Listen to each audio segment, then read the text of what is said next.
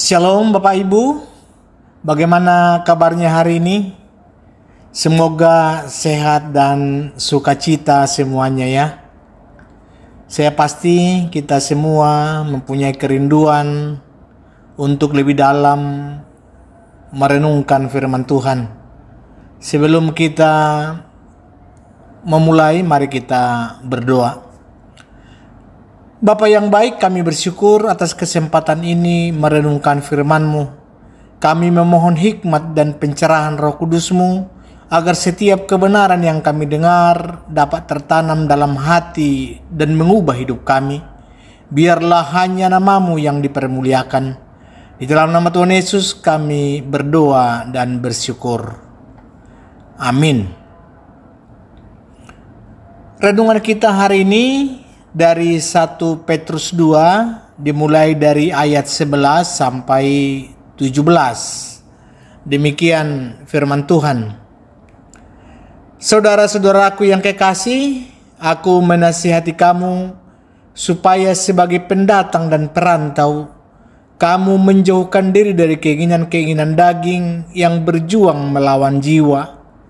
Milikilah cara hidup yang baik di tengah-tengah bangsa-bangsa bukan Yahudi, supaya apabila mereka memfitnah kamu sebagai orang durjana, mereka dapat melihatnya dari perbuatan-perbuatanmu yang baik dan memuliakan Allah pada hari Ia melawat mereka.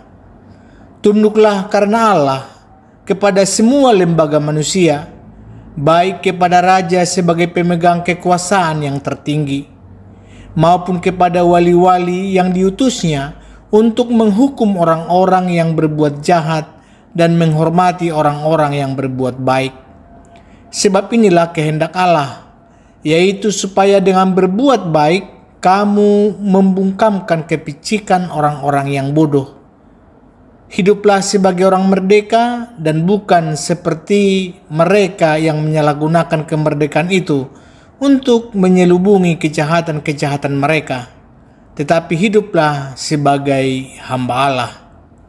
Hormatilah semua orang, kasihilah saudara-saudaramu, takutlah akan Allah, hormatilah raja. Demikian firman Tuhan. Bapak Ibu pasti sering dengar kalau orang Batak itu identik dengan kebebasan. Mau ngomong apa, belak-belakan, mau bertindak, biasanya langsung saja. Bahkan saking bebasnya, kadang kita suka dibilang keras kepala atau bebas merdeka. Tapi sebenarnya apa sih artinya hidup merdeka itu? Apakah bebas berbuat semuanya? Ini ada sebuah cerita. Suatu hari ada opung lagi jalan-jalan di Jakarta, datang dari kampung. Lalu dibawalah naik MRT. Dia kaget banget melihat penumpangnya kok anteng-anteng semua pada main HP. Lalu dia ngomong ke cucunya, "Pung, bah, ai do supir nion. Ai ngadok supirna. Saya songon dari pelua hita di bagas karetaon." Ninna opung nai. Roma pahupune dia lusima. Opung moloon otomatis do. Ba asa unang bebas, ba opung ma supirna. Nah, kadang kita mikir kebebasan itu tanpa aturan, padahal ada sistemnya. Nah, hari ini kita akan sama-sama belajar dari firman Tuhan tentang apa kebebasan sejati dan bagaimana kita hidup sebagai orang merdeka. Tema kita hari ini adalah hiduplah sebagai orang merdeka. Ini merupakan tema yang sangat relevan, apalagi di zaman sekarang ini. Banyak orang salah kaprah tentang arti kemerdekaan. Ada yang pikir merdeka itu artinya bebas berbuat dosa, bebas korupsi, bebas mencela orang, atau bahkan bebas gak nurut orang tua. Padahal firman Tuhan memberikan definisi yang sangat berbeda. Sekarang kita akan mencoba menggali kebenaran ini dari yang barusan kita baca. Surat Petrus ini ditulis oleh Rasul Petrus untuk orang-orang percaya yang hidup sebagai perantau. Ini tentu seperti kita orang Batak yang banyak merantau, ya kan? Mereka menghadapi berbagai tantangan dan fitnah di perantauan. Kiranya kita bisa memahami arti kemerdekaan sejati dalam Kristus dan bagaimana kita mengaplikasikannya dalam kehidupan kita sehari-hari sehingga hidup kita memuliakan Tuhan dan menjadi berkat bagi sesama. Sekarang kita mulai dari 1 Petrus 2 ayat 11. Ini identitas kita sebagai pendatang dan perantau. Dikatakan demikian. Saudara-saudara yang kekasih, aku menasihati kamu supaya sebagai pendatang dan perantau kamu menjauhkan diri dari keinginan-keinginan daging yang berjuang melawan jiwa. Di sini Petrus memanggil kita dengan pendatang dan perantau. Ini merupakan identitas kita sebagai orang Kristen di dunia ini. Sama seperti kita orang Batak yang sering merantau dari kampung halaman. Kita tahu rasanya jadi pendatang di kota orang. Kita mungkin merasa beda, asing, kadang sendirian. Iya kan? Nah, sebenarnya kita di era digital ini, kita juga pendatang dan perantau di dunia maya. Kita bisa bebas berselancar di media sosial, melihat berbagai konten dari yang baik sampai yang haram. Nah, sebagai pendatang dan perantau digital, kita harus hati-hati dengan keinginan-keinginan daging yang berjuang melawan jiwa. Apa itu? Banyak hal. Ada konten porno, berita hoax, ada gosip, fitnah, atau bahkan hanya sekedar scroll TikTok sampai lupa waktu dan lupa Tuhan.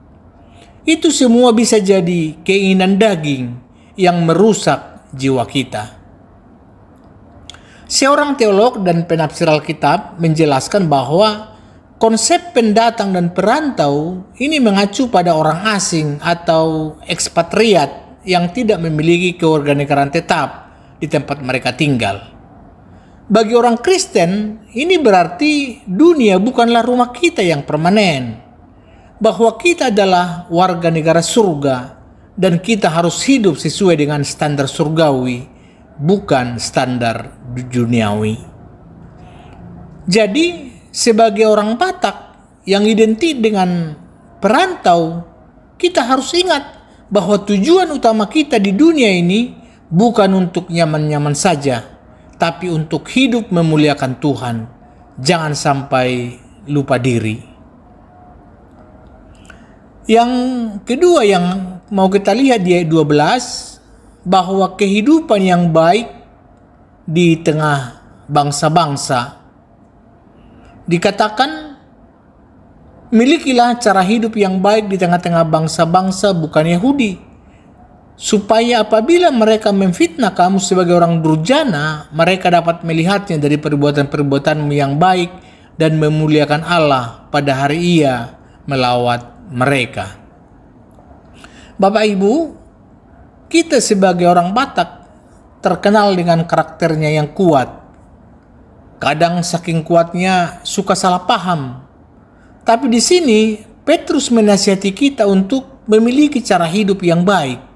Tujuannya apa? Agar orang lain yang mungkin awalnya memfitnah kita justru melihat perbuatan baik kita dan akhirnya memuliakan Allah. Jadi Bapak Ibu pernah dengarkan kalau orang Batak itu kalau udah ngomong katanya suaranya kayak speaker di pesta hajatan. Kadang orang lain kaget, dikira lagi marah-marah, dikira lagi berantem, padahal cuma ngobrol biasa saja. Nah, ini pentingnya cara hidup yang baik. Jangan sampai gara-gara cara kita bicara, orang jadi salah paham dan memfitnah. Lebih baik biarkan perbuatan baik kita yang berbicara lebih lantang daripada suara kita. Lalu, apa yang harus kita lakukan? Di dalam aktivitas kita, di kantor, di kampus, di lingkungan perumahan, bahkan di grup WhatsApp pun, walaupun keluarga sekalipun, kita harus menunjukkan cara hidup yang baik. Jangan sampai gara-gara postingan kita yang provokatif atau komen kita yang pedas, orang jadi ilfil dan menggeneralisir bahwa orang Kristen itu seperti itu. Justru sebaliknya, biarkan akhlak digital kita memuliakan Tuhan. Jadi pesannya untuk kita hari ini, bagaimana kita hidup yang baik adalah kesaksian paling powerful. Perbuatan baik kita bisa membungkam fitnah dan menuntun orang kepada Tuhan. Sekarang kita masuk kepada bagi ayat yang ke-13 dan 15. Tunduk kepada otoritas. Tadi dari bacaan kita dikatakan, ini penting sekali, apalagi buat kita yang suka merasa paling benar. Tunduklah karena Allah kepada semua lembaga manusia, baik kepada raja sebagai pemegang kekuasaan yang tertinggi, maupun kepada wali-wali yang diutusnya untuk menghukum orang-orang yang berbuat jahat dan menghormati orang-orang yang berbuat baik. Sebab inilah kehendak Allah, yaitu supaya dengan berbuat baik kamu membungkamkan kepicikan orang-orang bodoh. Bapak Ibu, maksudnya tunduk kepada otoritas ini sering jadi tantangan buat kita yang independen. Dibilang nurut sama pemerintah, tapi kita kadang masih suka protes. Dibilang nurut aturan lalu lintas, kita masih suka nyerobot. Padahal ketaatan kita kepada pemerintah atau kepada atasan di kantor, kepada orang tua, itu adalah kehendak Allah. Kalau kita analogikan, kita ini kayak supir angkot yang kadang suka kreatif, cari jalan pintas lah, atau ngetem sembarangan. Padahal ada aturan dan rutinnya. Kalau kita menaati aturan, perjalanan pasti lancar. Begitu juga hidup kita. Kalau kita taat pada aturan yang berlaku, hidup kita akan lebih teratur dan damai. Kalau tunduk bukan berarti pasif atau lemah. Tunduk adalah bentuk pengakuan bahwa ada tatanan yang Allah tetapkan. Dengan ketaatan kita membungkam kepicikan orang-orang bodoh yang mungkin berpikir kita ini orang-orang yang tidak taat hukum atau tidak menghargai aturan. Kalau kita aplikasikan bagaimana kita pentingnya membayar pajak, mematuhi peraturan lalu lintas, tidak menyebarkan berita bohong, tidak mengambil hak orang lain atau korupsi, tidak menghina pemerintah di media sosial. Ini semua adalah bentuk ketaatan kita sebagai warga negara yang baik, yang juga adalah orang yang percaya. Jadi, kalau orang Kristen itu di zaman Petrus seringkali dipitnah sebagai pemberontak karena mereka menolak menyembah kaisar sebagai Tuhan. Jadi di sini Petrus menasihati mereka untuk menunjukkan bahwa mereka adalah warga negara yang baik, yang taat pada hukum, sehingga fitnah itu bisa dibantahkan. Jadi ketaatan pada hukum adalah cara untuk memenangkan hormat dari orang non-Kristen. Kita diminta agar taat kepada otoritas adalah bagian dari ibadah kita kepada Allah. Itu menunjukkan bahwa kita menghargai tatanan yang Tuhan ciptakan. Kalau kita baca di ayat 16, Ini menjadi ayat kuncinya. Dikatakan demikian, hiduplah sebagai orang merdeka dan bukan seperti mereka yang menyalahgunakan kemerdekaan itu untuk menyelubungi kejahatan-kejahatan mereka. Tapi hiduplah sebagai hamba Allah. Ini diminta bagaimana kemerdekaan sejati sebagai hamba Allah. Ini definisi merdeka sejati menurut firman Tuhan. Merdeka itu bukan berarti bebas berbuat dosa, bebas mencuri, bebas berbohong, bebas berzina, bebas menipu. Itu bukan merdeka, tapi itu namanya berbudak dosa. Merdeka sejati adalah merdeka dari perbudakan dosa, sehingga kita bisa hidup sebagai hamba Allah. Ini sebuah paradoks yang indah. Ketika kita menjadi hamba Allah, kita justru menemukan kemerdekaan yang sejati. Seperti kata pepatah Batak ya, molona burju doho, artinya kita pasti punya banyak jalan kita akan lancar, gitu ya. Jadi kebaikan itu memerdekakan kita. Pasti orang yang baik itu banyak jalannya, gitu ya.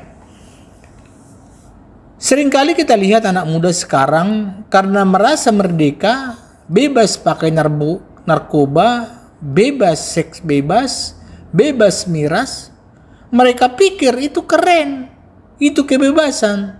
Tapi akhirnya apa yang terjadi? Yang terikat kecanduan, ada yang penyakit, atau bahkan masuk penjara. Itu mah bukan merdeka. Itu seperti burung yang dikira terbang bebas, padahal lagi terjebak di sangkar yang akhirnya mematikan. Kemerdekaan sejati itu seperti GPS. Kita bisa bebas memilih mau kemana, tapi kalau kita ikuti panduan GPS yang benar, kita akan sampai ke tujuan dengan selamat. Apa artinya menjadi hamba Allah? Itu berarti kita tunduk pada kehendaknya, menggunakan talenta dan waktu kita untuk melayani Dia dan sesama, bukan untuk memuaskan keinginan daging. Kita merdeka untuk melakukan apa yang benar di mata Tuhan. Masih kata penafsir tadi, yaitu William Barclay, dikatakan bahwa banyak orang di zaman itu menyalahgunakan konsep kebebasan Kristen sebagai alasan untuk hidup tanpa moral. Di sini Petrus menegaskan bahwa kebebasan Kristen bukanlah izin untuk berbuat dosa, melainkan kebebasan untuk melayani Allah. Kebebasan ini membebaskan kita dari dosa dan mengikat kita kepada Tuhan. Jadi kemerdekaan sejati adalah ketika kita bebas dari ikatan dosa dan memilih untuk melayani Allah. Ini adalah kebebasan yang membebaskan, bukan membelenggu. Sekarang kita akan melihat bagaimana prinsip hidup orang merdeka. Di ayat terakhir ini merangkup prinsip hidup orang merdeka. Dikatakan tadi, hormatilah semua orang, kasihilah saudara-saudaramu, takut akan Allah, hormatilah raja. Ini ada 4 perintah penting yang menjadi bukti kemerdekaan sejati kita. Yang pertama, hormatilah semua orang. Tentu tanpa pandang bulu, suku, agama, maupun pangkat. Ini ciri khas orang Batak. Kita itu sangat ramah dan suka bergaul. Tapi memang kadang kita hanya hormat sama yang sesuku atau segereja. Di sini Petrus bilang harus menghormati semua orang. Yang kedua, kasihilah saudara-saudaramu. Ini bicara tentang kasih agape, kasih tanpa syarat dalam komunitas orang percaya. Jadi keluarga dekat, donga tubuh, donga sahuta, gitu ya, donga sabutuha, dan juga saudara seiman. Jangan sampai di gereja, di pelayanan malah saling sikut, saling menjatuhkan. Yang ketiga, takutlah akan Allah. Ini adalah dasar dari segalanya. Takut akan Allah bukan berarti takut seperti kita takut pada hantu, tapi takut dalam arti hormat, kagum, dan tunduk mutlak pada kehendaknya. Ketika kita takut akan Allah, kita akan melakukan hal yang besar, bukan karena terpaksa, tapi karena cinta. Yang keempat, hormatilah raja. Jadi, ini kembali lagi ke poin ketaatan yang pada otoritas, menghormati pemerintah, baik itu presiden, gubernur, bupati, sampai kepada RT dan RW. Lalu, bagaimana kita mengaplikasikan dalam kehidupan kita? Bagaimana kita menghormati semua orang? Di media sosial, jangan suka nge-hate, jangan rasis, jangan merendahkan orang lain. Bagaimana mengasihi saudara-saudara? Dengan saling menolong, saling mendoakan, tidak menyebarkan gosip. Takut akan Allah. Dengan menjauhi dosa, hidup benar, dan bersyukur. Menghormati raja dengan mendukung program pemerintah yang baik, jangan menyebarkan berita hoax yang memecah belah bangsa. Jadi 4 prinsip ini adalah panduan hidup bagi orang yang telah menemukan kemerdekaan sejati dalam Kristus. Ini adalah GPS rohani kita. Bapak Ibu, kita sudah sampai di terakhir ya. Tadi kita sudah belajar tentang hiduplah sebagai orang merdeka. Bapak Ibu, kita diingatkan bahwa kita adalah pendatang dan perantau di dunia ini. Oleh karena itu, kita harus menjauhkan diri dari keinginan daging. Kita harus memilih cara hidup yang baik agar perbuatan kita memuliakan Allah. Kita harus tunduk kepada otoritas karena itu adalah kehendak Allah. Dan yang paling penting, kemerdekaan sejati bukanlah kebebasan untuk berbuat dosa, melainkan kebebasan untuk menjadi hamba Allah. Yang terakhir, kita diajak untuk menghormati semua orang, mengasihi saudara seiman, takut akan Allah, dan menghormati raja atau pemerintah. Bapak, Ibu, dan saudara-saudara sekalian, ini untuk semuanya pasti ada tantangan dalam penerapan. Jadi setelah kita mendengarkan firman Tuhan ini, apa yang harus kita bawa pulang? Apa yang harus kita ingat? Jangan sampai firman Tuhan ini hanya menjadi pengetahuan, tapi tidak menyentuh hidup kita. Tantangan pertama adalah, Bapak Ibu, mari periksa hati kita. Apakah ada keinginan daging yang masih mengikat kita?